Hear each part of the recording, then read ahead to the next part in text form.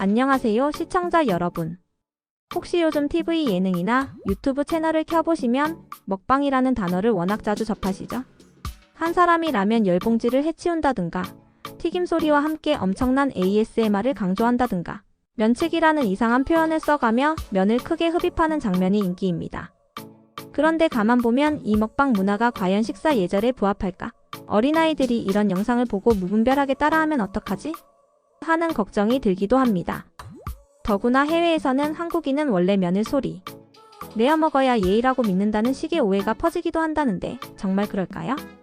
오늘 제 채널에서는 한국의 먹방 문화가 어떻게 자리 잡았고 왜 문제점을 지적하는 목소리가 커지고 있는지, 나아가 세계 각국은 식사 예절을 어떻게 지키고 있는지까지 폭넓게 다뤄보려 합니다. 면치기가 과연 원래 한국 전통인지, 일본 라멘 문화를 우리가 잘못 받아들였는지, 유럽이나 중동에선 이런 모습이 어떤 반응을 부를지, 그리고 어린이 청소년에게 방송 먹방이 미치는 영향은 무엇인지, 이 모든 이야기를 묶어 길게 풀어보겠습니다. 먼저 먹방이 한국 예능과 유튜브의 주류 콘텐츠가 된 이유를 짚어볼까요? 대략 2010년대 들어 1인 가구가 급증하며 혼밥 현상이 늘었고, 누군가 먹는 걸 구경하며 대리 만족을 느끼는 흐름이 생겼다는 분석이 있습니다. 또 인터넷 방송 플랫폼이 발전하면서 실시간 소통 먹방이 가능해졌죠. 처음에는 적당히 먹고 시청자와 이야기하는 정도였는데 경쟁이 치열해지자 극단적인 폭식, 면치기, 쩝쩝소리 ASMR 같은 장치가 등장했고, 그걸 보고 대박, 재밌다 라고 열광하는 팬들이 생긴 겁니다. TV 예능도 이런 흐름에 동참하며 몇 명의 연예인이 수십 인분 음식을 한자리에서 먹어 치우거나 음식 국물을 흩뿌리며 소리를 내는 장면을 교차 편집해보는 사람 식욕을 자극하려 했습니다. 시청자들은 침 고인다거나 시원하게 먹는 모습에 스트레스 풀린다고 말했죠. 하지만 시간이 지나면서 어떤 시청자들은 너무 과하지 않나? 라고 반응합니다. 음식 남기기, 과잉 소리, 어린이들이 흉내내는 문제들이 불거진 것이죠. 그중 핵심이 바로 면치기였는데, 면발을 자르지 않고 입안으로 대거 흡입하며 센 소리를 낸다는 점에서 이젠 하나의 먹방 상징으로 자리 잡아버렸습니다. 여기서 한 가지 짚고 넘어갈 부분이 있습니다. 면치기나 소리내며 먹기가 한국 고유의 문화일까요? 결론부터 말하면 아닙니다. 오히려 한국의 전통 식사 예절은 대체로 조용하고 예의를 지켜 먹는 것을 강조했죠. 조선 후기 실학자 이덕무의 사소절 등에 보면 씹는 소리가 밖으로 나오면 안 된다, 음식물을 후루룩 소리 내어 넘기면 실례다라는 지침이 있습니다. 한편 숟가락과 그릇이 부딪혀 쨍그랑 소리를 내지 않도록 조심하라고도 했고, 입에 음식이 있을 때 대화하면 안 된다고 규정하기도 했습니다. 즉 옛날 어른들은 식사 중 발생하는 모든 소리를 좀 꺼려 했던 거예요. 씹는 소리, 그릇 긁는 소리, 곡물 마시는 소리 등등.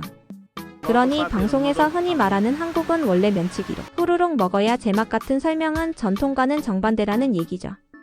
혹시나 동양권 전체가 소리를 좋아하는 건가? 라고 생각하실 수 있지만 세계 대부분 지역은 큰 소리로 먹는 건 비매너라 규정합니다. 독일은 포크 나이프 소리조차 최대한 자제하고 대신 식탁에서 코 푸는 건 허용하죠. 프랑스도 코스 요리를 조용히 먹는 것을 우아함으로 봅니다. 중동이나 인도에선 손으로 식사하는 문화가 있어도 크게 쩝쩝 소리를 내는 건 무례로 인식됩니다. 오직 일본 라멘집 정도가 라멘을 소리내 마셔야 풍미를 살린다는 풍습이 비교적 널리 용인되는데, 이것도 일본 전역에서 모든 국수 음식을 그렇게 먹는 건 아닙니다. 심지어 젊은 일본인 중엔 라멘 면치기를 불쾌하게 여기는 사람도 적지 않아요. 지금의 한국 먹방 영상이 해외로 퍼져나가면서 외국 시청자들은 한국인이라면 밥 먹을 때 크게 소리내야 예의인 줄 알았다는 말을 종종 합니다. 사실이 아닌데도 면치기는 한국 문화로 착각하고 있는 거죠. K-팝, K-드라마가 알려준 세련된 이미지와 자극적 먹방이 보여주는 과도한 폭식 소리의 대비가 커서 한국 문화는 복잡하네라는 반응을 하기도 합니다. 더 심각한 건 어떤 외국인들이 이걸 따라하다가 주변 사람들에게 눈총을 받은 사례도 있다는 것이죠. 자, 그렇다면 왜 콘텐츠들이 점점 더 과도해지는 걸까요? 경쟁이 점점 치열해지다 보니 남들보다 더 쇼킹한 장면을 뽑아야 조회수와 광고 수익이 오른다는 상업 논리가 작동합니다. 한두 입 먹고 끝내면 심심해 보이니 한 입에 잔뜩 우겨 넣고 면발 흘러내리는 장면을 슬로우 모션으로 잡으며 소리를 극도로 키우는 식이 된 겁니다. 문제는 어린이 청소년이 이런 영상을 보고 저렇게 먹는 게 쿨하구나라고 배울 수 있다는 점. 혹은 저 정도 폭식은 나도 할 수 있나 하며 건강을 해칠 수도 있죠. 소화기관이 덜 발달한 상태에서 따라하면 위험하니 일종의 방송 안전 경고라도 붙여야 할까 싶습니다.